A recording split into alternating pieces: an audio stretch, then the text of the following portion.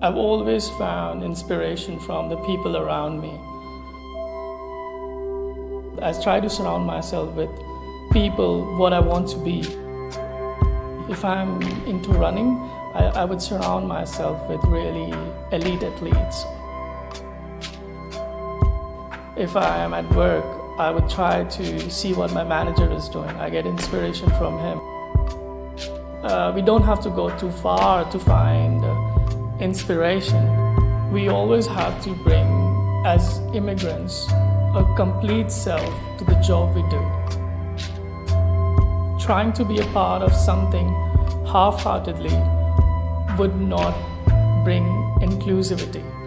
What we gotta do is bring your complete self to where you work, where you run, where you study. If you bring your overall personality, your authenticity to the table, you will be more appreciated. You will go further.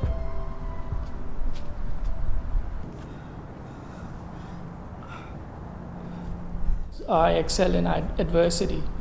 Adversity fuels me up.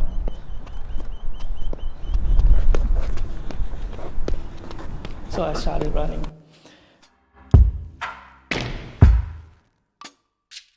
Everyone was cheering me up. I was like, wow, this feels so different. This is not like normal. Like, why is everyone cheering me up? I just moved to this town. And now I'm in this race, and every 2 seconds I'm passing by people and they're telling me, go for it, mate. You're doing excellent, Manny. I felt like a tiny celebrity there.